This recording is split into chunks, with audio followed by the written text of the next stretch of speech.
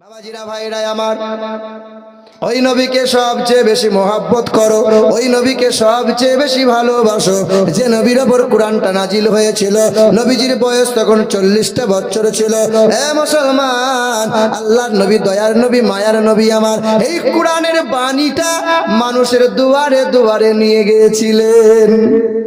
তখন মক্কার জমিনে মাত্র 40 জনা কালেমা পড়ে মুসলমান হয়েছে। কজনা? মক্কার বড় নেতা যার নাম ছিল আবু জেহেল, উতবা, সাইবা, এরা মনে মনে চক্রান্ত করলো যে গাছের ডালপালাগুলো আগে ছাঁটা লাগবে। আল্লাহ নবী রাতের বেলায় মানুষের দুয়ারে দিনের দাওয়াত দিতেন। আর মা সুমাইয়া বলে একজন মহিলা ছিলেন, নবীর আশিক, নবীর জন্য খাবার বানাতেন। আর হযরতে আম্মার, মা সুমাইয়ার ছেলে, আমার নবীকে সঙ্গে করে নিয়ে এর বাড়ি ওর বাড়িতে নিয়ে যেতেন। তো বেঈমান আবু জেহেল বলল, নবীকে যদি ঠান্ডা করা যায় তো সুমাইয়া এবং আম্মারকে ধরে বাঁধো। আল্লাহর নবীকে মারার জন্য তো বলছে, নবীকে জব্দ করতে গেলে আগে তার ডালপালাগুলোকে সেক দিতে হবে। কি করলো বেঈমানরা? মা সুমাইয়াকে বেঁধে নিল, মা সুমাইয়াকে গাছে বাঁধলো। আর মা সুমাইয়ার ছেলে আম্মার রাদিয়াল্লাহু তাআলা আনহুকে বাঁধা হলো। আম্মারকে বলা হলো, আম্মার কালেমা ত্যাগ করে দে। কালেমা যদি ত্যাগ না করো, তোমার চোখের সামনে তোমার মাকে উলঙ্গ করে দেবো, তোমাকে দেখতে হবে। আম্মার বলেছিল, না, আমি নবী নবী করা বন্ধ করব না। লা ইলাহা ইল্লাল্লাহ মুহাম্মাদুর রাসূলুল্লাহ অন্তরে জায়গা দিয়েছি তো অন্তর থেকে সরবে না। মা সুমাইয়ার কাপড় খুলে দেওয়া হলো, উলঙ্গ করে দেওয়া হলো। আম্মার মাথা হ্যাট করে দাঁড়িয়ে আছে, মনে হচ্ছে যেন জমিনটা যদি ফাঁক হয়ে যায় তো দেহটা আমি জমিনে ভরে দেবো। এমনি করে আম্মারের কালেমাকে ত্যাগ করানো যায় না, সুমাইয়াকে ঈমান ছাড়া করা যায় না। তো কি করা হলো? মা সুমাইয়াকে গাছ থেকে নিয়ে এসে জমিনে শুইয়ে দেওয়া হলো। একটা হাত একটা পা দুইটা দড়ি দিয়ে এদিক ওদিক করে টান দিয়ে বেঁধে দেওয়া হলো। বড় একটা বর্ষা নিয়ে এলো, মা সুমাইয়ার লজ্জা স্থানে বর্ষাটা গেঁথে গেঁথে ভরে দিল। আর মা সুমাইয়াকে সেদিন বলেছিল, এই সুমাইয়া, নবী নবী করা বন্ধ করে দে। সেদিন মা সুমাইয়ার ভেতরে বর্ষা ঢুকে গেছে। সেদিন নারীগুলো, ভুঁড়িগুলো, রক্ত মাংসগুলো জমিনে গড়িয়ে গড়িয়ে পড়ছে। তখনও মা সুমাইয়া বলছিল, লা ইলাহা ইল্লাল্লাহ মুহাম্মাদুর রাসূলুল্লাহ। সেই এমন করে তখন যখন জবান থেকে কালেমার জারি বন্ধ করা যায় না, সেই দিন বেঈমানরা এমন করেও শান্ত হয় নাই। বেঈমানরা বলেছিল, দুই দিকে দুটো ঘোড়া দাঁড় করিয়ে দাও, ঘোড়ার পিঠে লম্বা দুটো রশি বেঁধে দাও, বাম দিকের ঘোড়ার পিঠে বাম হাত বাম পা বেঁধে তার পিঠের সাথে দড়িতে বেঁধে দাও, ডান দিকের ঘোড়ার পিঠের দড়ির সাথে ডান হাত ডান পা বেঁধে দাও। আম্মা সুমাইয়ার দুদিকে বেঁধে দেওয়া হলো পা আর হাত। আর বলা হলো, এই দুই ঘোড়ার পিঠে চাবুক মারো। যেমন চাবুক মারা হয়েছিল, মা সুমাইয়া ইসলামের প্রথম এই মহিলা শহীদ হয়েছিল, ইসলামের জন্য কুরবান হয়েছিল। মা সুমাইয়ার দেহটা দ্বিখণ্ডিত হয়ে গেল, মাংসগুলো খণ্ড খণ্ড হয়ে গেল, মাংসগুলো ধুলোতে মিশ্রিত হলো, রক্ত মাংসে জমাট হয়ে গেল। সেদিন মা সুমাইয়ার মাংস থেকে আওয়াজ এসেছিল, লা ইলাহা ইল্লাল্লাহ মুহাম্মাদুর রাসূলুল্লাহ। আর আল্লাহর নবী কেঁদেছিল, বলেছিল, মহান মালিক। আর আল্লাহ পাক বলেছিলেন, ওয়াইদা কিলা লাকুম আমিনু কামা আমানান নাস, নবী আপনি বলে দেন, ঈমান যদি আনতে হয় তো সুমাইয়ার মতো যেন আনে। ঈমান আনো তো সুমাইয়ার মতো আনো। আল্লাহ নবী কোরআনের বাণীটা নিয়ে গিয়েছিলেন, এই কালেমার বাণীটা নিয়ে তায়েফের মানুষের কাছে গিয়েছিলেন। তায়েফের মানুষের সামনে সেদিন বলেছিলেন, লা ইলাহা ইল্লাল্লাহ আনা রাসূলুল্লাহ, তোমরা এক আল্লাহকে মেনে নাও, আমি নবীকে তোমরা স্বীকার করে নাও। তায়েফের নিষ্ঠুর মানুষগুলো ব্যঙ্গ করে বলেছিল, মোহাম্মদ মরার জায়গার পেলে না মোহাম্মদ, ঘুরে ফিরে তুমি এখানে মরতে এলে, এখানে মরে গেলে যে মাটি দেওয়ার লোক পাবে না মোহাম্মদ। সেদিন আল্লাহর নবী থমকে দাঁড়ালেন। আর বেঈমানরা ছোট ছোট বাচ্চাদের হাতে মোটা মোটা পাথর ধরিয়ে বলেছিল, বেঈমান। সেদিন বেঈমানরা লেলিয়ে দিয়েছিল আর বলেছিল, পাগল মুহাম্মদ রাস্তা দিয়ে যাবে, এমন করে মারবি সুস্থ হালতে যেন মুহাম্মদ বাড়ি ফিরে যেতে না পারে। আল্লাহ নবীর সাদা রঙের পোশাকটা শরীরে ছিল, আর সেদিন ছোট ছোট বাচ্চাদের হাতে মোটা মোটা পাথর ধরিয়েছিল। হুল হুল পাথরগুলো এমন করে আঘাত করে করে ছুঁড়েছিল যে আল্লাহ নবীর সাদা রঙের পোশাকটা ফেটে, চামড়া ফেটে মাংসের মধ্যে গেঁথে গেঁথে গিয়েছিল। আল্লাহ নবীর সাদা রঙের পোশাকটা লাল রঙে রঞ্জিত হয়ে গেল। নবী ক্লান্ত হয়ে গেছেন, নবী বাড়ি চলে যাবেন। এমন সময় বেঈমানটা শান্ত হয়নি, বেঈমানটা গোল করে ঘিরে ধরেছে। আমার নবীকে গোল করে ঘিরে ধরে তিনবার পাথরে ঘা মেরেছে। আর আমার নবীর পিছনের দিকে মাথাটা ফেটে গেছে, আর মাথাটা ফেটে রক্ত গড়িয়ে গড়িয়ে পায়ের খরমটা চামড়ার সাথে জমাট বেঁধে গেছে। সেদিন আল্লাহ নবী বেহুঁশ হয়ে জমিনে পড়ে গেলেন। আর বেঈমানটা হাসতে হাসতে চলে গেল, মোহাম্মদকে মেরে দিয়েছি। আর আল্লাহ বলার কেউ রইল না, ইসলাম প্রচার করার কেউ থাকলো না। সেদিন আসমান থেকে জিবরাইল ফেরেশতা কেঁদেছিল, আর ছুটে এসে আল্লাহর নবীকে কোলে করে তুলে নিয়ে ওহদের পাহাড়ের চূড়ায় নিয়ে গিয়েছিল। ওহদের পাহাড়ের চূড়ায় নিয়ে যাওয়ার পরে জিবরাইল কেঁদেছিল আর বলেছিল, ওহদ পাহাড়, যে নবীকে সৃষ্টি না করলে আল্লাহ আসমান জমিন বানাতো না, যে নবীকে সৃষ্টি না করলে তোর মতো পাহাড়কে আমার আল্লাহ বানাতো না। তোর মতো পাহাড়ের কোলে একবার আমার নবীকে শোয়াবো, তোর কোলে একবার আমার নবীকে শোয়াবো, নরম বিছানা হয়ে যায় না। আজও হাজিরা হজ করতে গেলে ওই পাহাড়ের চূড়ায় যদি ওঠে তো এখনো দেখতে পাবে ওই জায়গাটা সমতল হয়ে আছে। আল্লাহর নবীকে আলতো করে ওই ওহুদে পাহাড়ের চূড়ায় নবীকে আলতো করে শুইয়ে দিলেন। আর জিবরাইল ফেরেশতা নবীজির মাথাতে পাকনাই করে হাওয়া করতে লাগলেন। আল্লাহর নবীর চোখটা খুলেছে, আর জিবরাইলের কান্না দেখে বলেছিল, ভাই জিবরাইল তুমি কাঁদছো কেন ভাই? সেদিন জিবরাইল ফেরেশতা কেঁদেছে আর বলেছে, ইয়া রাসূলুল্লাহ, আমি শুধু জিবরাইল নয়, আসমান থেকে কোটি কোটি ফেরেশতারা জমিনে নেমে এসেছে, যাদের আগমনের কারণে সূর্যের কিরণটা নবীকে আজকে আড়াল হয়ে গেছে। নবী আপনি একবার বলুন না, একবার অর্ডার দেন না, বেঈমানগুলোকে ধূলিসাৎ করে দিই। সেদিন আল্লাহর নবী বলেছেন, না জিবরাইল না, আমি প্রতিশোধ নিতে আসি নাই রে জিবরাইল, আমি মুক্তির দাতা হয়ে এসেছি, আমি মানব জাতির কল্যাণ কর্তা হয়ে এসেছি জিবরাইল না। সেদিন জিবরাইল আলতো কণ্ঠে বলেছিল, কাতর কণ্ঠে নবীকে বলেছিল, ইয়া রাসূলুল্লাহ আপনার খুব কষ্ট হচ্ছে বলুন, আপনার খুব কষ্ট হচ্ছে বলুন, একবার বলুন না আপনার কোথায় কোথায় কষ্ট হচ্ছে, আল্লাহ শুনতে চেয়েছে বলুন না। সেদিন আমার আপনার মায়ার নবী, দয়ার নবী জিবরিলের মুখের কাছে হাতটা টিপে ধরে বলেছিল, জিবরাইল না, তুমি আমার আল্লাহকে আমার কষ্টের কথা বলবে না, বলো না জিবরাইল, তুমি আমার আল্লাহকে একটা কথা শোনাবে। সে জিবরাইল ফেরেশতা বলেছেন, ইয়া রাসূলুল্লাহ কি এমন কথা বলুন না। আল্লাহর নবী সেদিন নিজের কষ্টের কথা গোপন রেখে জিবরাইল ফেরেশতাকে বলেছেন, জিবরাইল তুমি আমার আল্লাহকে বলবে আমার আল্লাহ যেন এই গুনাহগার উম্মতকে মাফ করে দেয়। সেদিন জিবরাইল ফেরেশতা কেঁদেছে আর বলেছে, ইয়া রাসূলুল্লাহ আমি আদম নবীকে দেখেছি, আমি মূসা নবীকে দেখেছি, আমি ইব্রাহিম খলিলুল্লাহকে দেখেছি, আমি ইসমাইল জবিউল্লাহকে দেখেছি, আমি तमाम নবী পয়গম্বর দেখেছি গো নবী। তারা সংসার করেছিল, তাদের বিবি বাচ্চা ছিল, কখনো কখনো সংসারের কথা ভাবতে ভাবতে উম্মতের কথা ভুলে গিয়েছিল। আপনি এমন একজন নবী, সংসারের ভাবনা ত্যাগ করে দেন, কিন্তু এক মিনিটের জন্য গুনাহগার উম্মতকে ভুলে যান না। সেই নবীর উম্মত আমরা 10টা বছর পার হয়ে গেছে, 10 বছর অতিক্রম করেছে। তায়েফের মানুষরা মেরেছিল। 10 বছর পরে আল্লাহর নবীর শরীরে একদিন জ্বর এসেছিল। আল্লাহর নবী বলেছেন, আয়েশা আয়েশা। মা আয়েশা ছুটে এসে বলছেন, নবী গো কিছু বলছেন? আয়েশা একটু জাইতুনের তেলটা উষ্ণ গরম করে আমার পিঠে একটু মালিশ করে দাও না আয়েশা। আমাদের মা আম্মাজান আয়েশা সিদ্দিকা জাইতুনের তেলটা উষ্ণ গরম করে নিয়ে আল্লাহর নবীর পিঠের কাছে দাঁড়িয়ে নবীকে বলছেন, নবী গো আপনি জামাটা তুলে ধরুন, আপনি কাপড়টা তুলে ধরুন, আমি আপনার পিঠে একটু তেল মালিশ করে দেবো। আল্লাহর নবী আলতো করে কাপড়টা তুলে ধরেছেন। আর মা আয়েশার চোখটা চড়ক গাছ হয়ে বলেছিল, নবী গো আপনার কবে বসন্ত হয়েছিল নবী? আপনার কবে পক্স হয়েছিল গো নবী? আপনার পিঠে খাল খাল গর্ত গর্ত ঘায়ের দাগ দেখা যায়। আল্লাহ নবী জবাব দিতে গিয়ে নবীর কথা বন্ধ হয়ে গিয়েছিল। সেদিন আল্লাহ নবী বলেছিল, আয়েশা নবীদের দেখে কোনোদিন পক্স হয় না রে আয়েশা, নবীদের দেখে কখনো বসন্ত হয় না রে আয়েশা।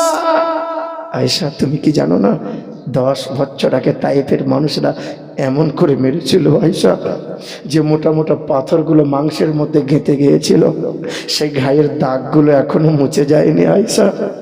সেদিন মা আয়েশা কেঁদেছে আর বলেছে, ইয়া রাসূলুল্লাহ, আল্লাহ যে নবীর চেহারায় মশা বসে না, যে নবীর চেহারায় মাছি বসে না, সেই নবীকে মারলো, তাদের মনে একটু দয়া মায়া হলো না? আল্লাহ নবী আলতো করে আয়েশার হাতটা ধরেছেন, মা আয়েশা সামনে গিয়েছেন, মা আয়েশা সিদ্দিকাকে বলেছেন, আয়েশা তুমি কাঁদছো আয়েশা? সেদিন আম্মা আয়েশা কেঁদেছিল, আর আল্লাহর নবী দুটো হাত করে মা আয়েশার থুতনিটা তুলে ধরে বলছেন, আয়েশা দেখো আয়েশা, আমার অল্প দিনের চুলগুলো আর দাড়িগুলো সাদা হয়ে গেছে। মা আয়েশা ফুঁপিয়ে ফুঁপিয়ে কেঁদেছে আর বলেছে, নবী আপনি খুব চিন্তা করেন, আপনি খুব ফিকির করেন। আল্লাহর নবী বলেছেন, আয়েশা রে, আমার একটাই চিন্তা, আমার গুনাহগার উম্মতির কি হবে? আমার একটাই চিন্তা, আমার এই গুনাহগার উম্মতি কেমনে পার হবে আয়েশা? মুসলমান সোনার টুকরো বন্ধুরা, আপনি শুনলে অবাক হয়ে যাবেন। অনেক বক্তার বক্তব্য শোনা হয়ে গেছে। যখন কবরে রওজা মুবারকে এবং আমরা সবাই যখন কবরবাসী হয়ে যাব, সবার আগে আমার নবীকে রওজা থেকে উঠানো হবে। ফেরেশতারা এসে আল্লাহ নবীকে, আল্লাহ রসুলের পায়ে হাতটা দিয়ে বলবেন, নবী, ওগো নবী, আপনি ওঠেন, আল্লাহ আপনাকে ডাকছেন। সেদিন আল্লাহ নবী উঠিয়ে বলবে, আমার উম্মতগুলো কোথায়? আমার উম্মতগুলো কোথায়? আজকে আমার উম্মতরা আমাকে নিতে এলো না, আজকে আমার উম্মতরা আমাকে নিতে এলো না। সেদিন আসমানের ফেরেশতারা বলবেন, নবী গো, সবাই এখন ঘুমিয়ে আছে, আপনাকে সবার আগে জাগানো হয়েছে, উঠুন না। হাসরের ময়দানে সবার আগে নবী উঠবে। নবী একাকী হয়ে যাবে। যেমন কারো বাপ মা মারা যায়, ছেলে পাগলের মতো কেমন নিস্তব্ধ হয়ে ঘোরাফেরা করে, ছেলের মাথার চুলগুলো উস্কো খুস্কো থাকে, আমার নবীর চেহারাটা অমন হয়ে যাবে। আমার নবী হাসরের ময়দানে একাকী হয়ে ঘুরে ঘুরে ঘুরে ঘুরে বেড়াবে। আল্লাহ পাকের দয়া, আল্লাহ পাকের মায়া হবে। আল্লাহ বলবে, আমার হাবিবের এরকম কেন? আমার হাবিবের চেহারায় কাদা মাখা কেন? আমার হাবিবের চুলগুলো উস্কো খুস্কো কেন? আমার হাবিব বিলবিল করে কি বলতেছে? আমার হাবিবের কি হয়ে গেল? সেদিন আসমানের ফেরেশতারা বলবে, আল্লাহ একটাই চিন্তা, উম্মতি। নবী রওজা মুবারকে এত পরিমাণে কান্না করেছিল যে চোখের পানিতে মাটিগুলো ভিজেছিল, মদিনার মাটি ভিজে ভিজে নবীর জামা কাপড়ে কাদা লেগে আছে। কাদামাখা অবস্থায় নবী হাসরের ময়দানে উঠেছে। নবী বিলবিল করে হাসরের ময়দানে ঘুরে ঘুরে বেড়াচ্ছে। নবী উম্মতিকে খুঁজে বেড়াচ্ছে, আমার উম্মত কোথায়, আমার উম্মত কোথায়, আমার উম্মতের কি হলো? আমার উম্মতকে কি আল্লাহ জাহান্নামে দিয়ে দিল? আমার উম্মতকে কি আল্লাহ জাহান্নামে দিয়ে দিল? সেদিন আল্লাহ পাক বলবেন, আমার নবী রে, সারাটা জীবন তুমি উম্মতের চিন্তায় চিন্তিত হয়ে সব কিছু উজাড় করে দিলে নবী। আজ হাসরের ময়দানে তোমার জন্য আমার সিংহাসনের পাশে মাকামে মাহমুদ রেখেছি নবী। তোমাকে উঁচু জায়গায় বসিয়ে তোমার সম্মান আমি আল্লাহ দিতে চাইছি, আর তুমি উম্মতের জন্য পাগল হয়ে ঘুরে ঘুরে বেড়াও নবী।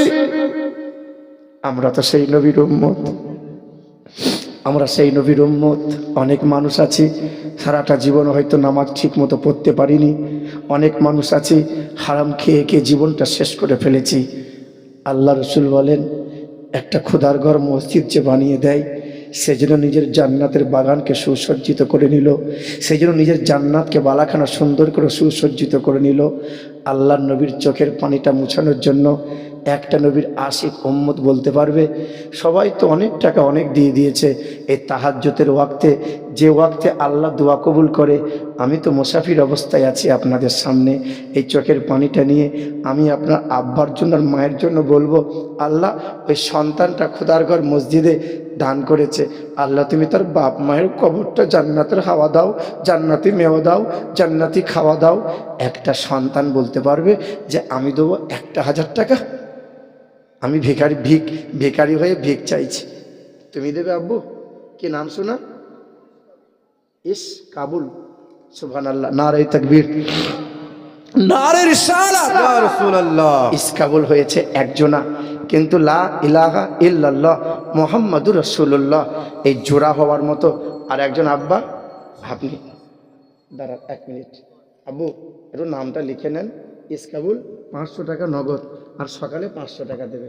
আর আমার এই আব্বা দেবে। আল্লাহ আপনার কবুল করুক, আল্লাহ আপনার বাপ মাকে কবুল করুক, আল্লাহ আপনার বাপ মাকে হাতে দাঁড়াত করুক, আল্লাহ পাক বাপ মায়ের ডান হাতে আমল নামা দিক, আল্লাহ তোকে কবুল করুন। হ্যাঁ, চলে গেছে পিতা মাতা কবরেতে যারা, চলে গেছে পিতা মাতা কবরেতে যারা, আর জান্নাতি বিছানা খোদা পাই যেন তারা। সামনে পিছে ডানে বামে রহমত দিও, আর তব করোনাতে খোদা টাকা দিয়ে নিও। আর মনের আশা পুরা করো ওগো বাড়ি তালা, আর পান করায় নবীর হাতে কাউসারের পিয়ালা। আরে মা বাবার কবরে দিও জান্নাতি বিছানা, আর কবরে হাসরে যেন তারা কষ্ট পাই না। একে একে কয়েকজন দান দিল, আর তাদের দানকে খোদা কবুল করে নিও। আর মা বাবার তরেতে যারা 1,000 টাকা দিল, আর মা বাবার কবরে যেন জান্নাতের বাগান বানাইয়া দিও। ইজ্জত সম্মান দিও দিও দুনিয়াতে, আর আরো সম্মানিত করো খোদা রোজ কিয়ামতে। হাসরের ময়দানে কোনো সঙ্গীত রবে না, হাসরের ময়দানে কোনো সঙ্গীত রবে না। আর দানের নেকি সামনে পিছে দিও গো রব্বানা। আমিন ও আমিন, আল্লাহ আমিন ও আমিন। আর মদের দোয়া কবুল করো রব্বুল আলামিন। লা ইলাহা ইল্লাল্লাহ মুহাম্মাদুর রাসূলুল্লাহ। একটু ওয়াজ আপনি আপনাদেরকে শুনিয়ে দিই, কষ্টের কথা শুনিয়ে দিই। আল্লাহ নবীকে তায়েফের মানুষরা মেরেছিল না মারে নাই? মেরেছে। এই দেখেন, এই দেখেন, নবীর মাথার ঘাট এখনো শুকায়নি। খতেজা বিবি 1000 টাকা, খতেজার বিবির স্বামীর নামটাও লিখিয়ে নিয়েন। টান টুন দেবো না, কষা কষাই দিচ্ছি। হ্যাঁ, দেখেন আপনার হৃদয়টা দেখবেন ফেটে যাবে। আল্লাহ নবীর মাথার ঘাট এখনো শুকায়নি। তায়েফের মানুষরা মেরেছিল তো সেই সময় হজের মৌসুম ছিল, দেশ বিদেশের মানুষরা হজ করতে এসেছে। কাবা শরীফের পাশে আল্লাহ নবী পা পা করে গিয়েছেন, আর আল্লাহ নবী নুরানি চেহারা দেখে দেশ বিদেশের মানুষরা মৌমাছির মতো নবীকে গোল করে ঘিরে ধরেছে। আল্লাহ নবী সেই সুযোগে এক আল্লাহর পরিচয় দিচ্ছেন, কালেমার বাণীটা মানুষগুলোকে বোঝাচ্ছেন। এমন সময় মক্কার সবচেয়ে বড় বেঈমান, নবীজির সবচেয়ে বড় দুশ্মন, সবচেয়ে ইসলামের বড় শত্রু, যার নাম ছিল আবু জেহেল, মোটা একটা পাথর নিয়েছে, নবীকে এবার মেরেই ফেলবে। মোটা একটা পাথর নিয়ে পিছনে পিছনে গিয়ে আল্লাহ নবীর ঘায়ের ওপরে আঘাত করে দিয়েছে। আল্লাহ নবীর যেমন কাঁচা ঘায়ে আঘাত করেছে, আল্লাহ নবীর কাঁচা ঘা থেকে টাটকা রক্ত ফিচকিরি দিয়ে বেরিয়ে গেছে। আর আল্লাহ নবী লটকে আবার বেহুশ হয়ে মক্কার বালুচরে পড়ে গেলেন। দেশ বিদেশের মানুষগুলো সবাই ভয়ে পালিয়ে গেল। বেঈমান আবু জেহেল হাসতে হাসতে বলল, এই মক্কার নেতারা, আর কোনো ভয়ের কারণ নাই, মুহাম্মদকে মেরে দিয়েছি, মুহাম্মদ আর আল্লাহ আল্লাহ করবে না। সেদিন আল্লাহ নবী বালুচরে বেহুশ হয়ে পড়ে আছেন। নবী নড়েও না, নবী চড়েও না। নবীর এক চাচা, যার নাম ছিল, এই নড়বেন না, দয়া করে নড়িয়েন না, একটু ধ্যানটা দেন, দেখেন হৃদয় থেকে আপনার চোখের পানির নিংড়ে পড়ে যাবে। নবীজির এক চাচা, যার নাম ছিল আমির হামজা, আমির হামজার ঘরের একটা দাসী, ঘরে একটা বাঁধি কলসিটা নিয়ে কাবা ঘরের পাশে পানি আনতে এসে এই দৃশ্যটা দেখতে পেয়েছে যে নবী মনে হচ্ছে মরে গেছে, নবীকে মেরে দিয়েছে। এই দৃশ্যটা দেখে কাঁদতে কাঁদতে আমির হামজার ঘরের দরজার সামনে দাঁড়িয়ে দাঁড়িয়ে কান্না করে।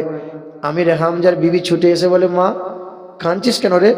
তুই আমার ঘরে কাজ করিস বলে তোকে কেউ অপমান করেছে, তোর কি হয়েছে বল না। সেদিন বাঁধিটা বলেছিল, মা কিছু হয়নি, বল না মা কি হয়েছে, কাঁদছিস কেন বল, তুই তো পানি আনতে গিয়েছিলি, কি হয়েছে বল। সেদিন বাঁধিটা বলেছিল, জানো মা, ওই মানুষটাকে এমন করে মেরেছে না, মানুষটার বেঁচে নাই। আমির হামজার বিবি বলছে, কার কথা বলছিস রে মা? যার মা নাই, যার আব্বা বলে কেউ নাই, যার দাদু বলে কেউ নাই, ওই যে আব্দুল্লাহর বেটা মোহাম্মদ গো, তোমাদেরই তো বংশের বাঁধি তো, তার এইরকম ভাষাতেই মাকে শোনাচ্ছে। তখন আমির হামজার বিবি এই খবরটা পেয়ে ফুঁপিয়ে ফুঁপিয়ে কান্না শুরু হয়ে গেল। সকাল থেকে দ্বিপ্রহর পর্যন্ত কান্না করে।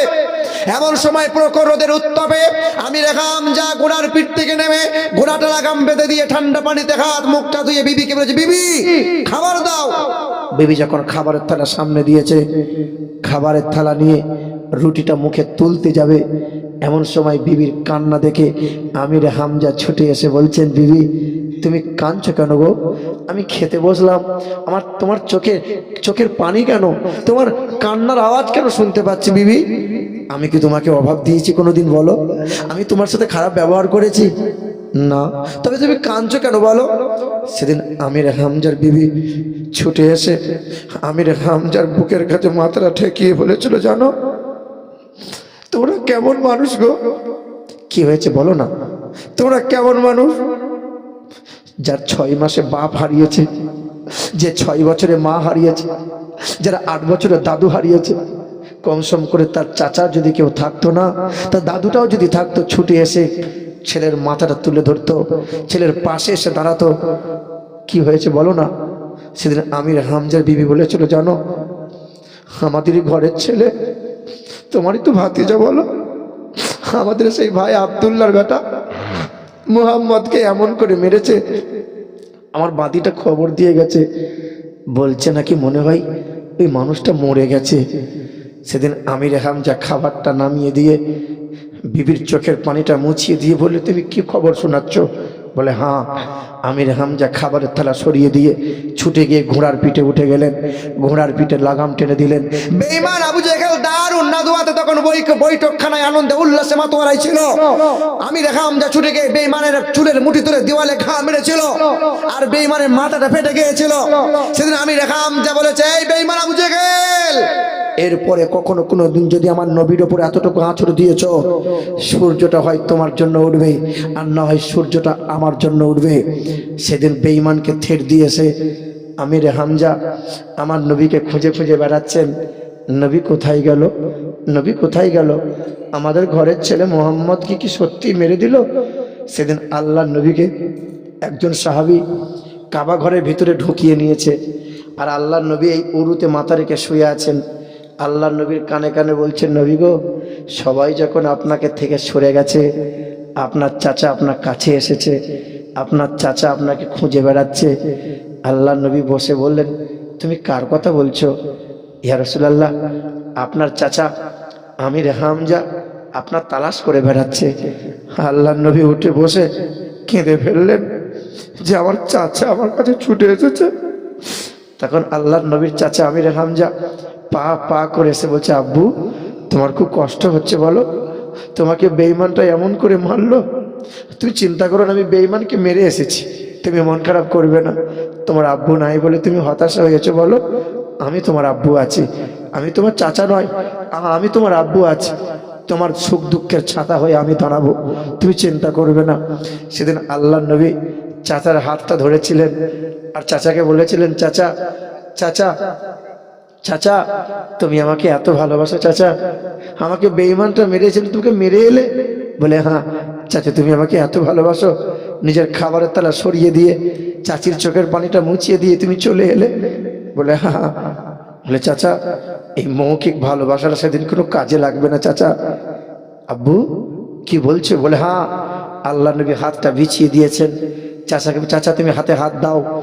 আল্লাহ নবীর চাচা আমির হামজা হাত দিয়েছেন, আর আল্লাহ নবী বলে, চাচা তুমি কালেমায়ে লা ইলাহা ইল্লাল্লাহু মুহাম্মাদুর রাসূলুল্লাহ তুমি ঈমান নিয়ে আসো, ঈমানদার হও, তারপরে আমাকে মোহাব্বত করে নাও। হাসরের কঠিন ময়দানে আমি তোমার হাতটা ধরে হাসতে হাসতে জান্নাতে নিয়ে যাব। জোরে বলি সুবহানাল্লাহ।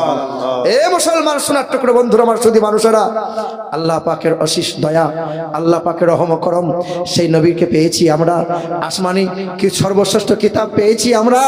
ওই নবীকে ভুলে যাব না, ওই নবীকে ছেড়ে দেবেন না, ওই নবীকে স্বপ্ন যোগে দেখার একটু আগ্রহী রাখেন। নবীর মহব্বতে বেশি বেশি করে ইমানদার বান্দা যারা একটু দরুদ শরীফটা বেশি বেশি করে পড়েন। হ্যাঁ আপনার আমলের যদি কমতি হয়ে যায় অসুবিধা নাই, কিন্তু ইমানে যেন কমতি না হয়।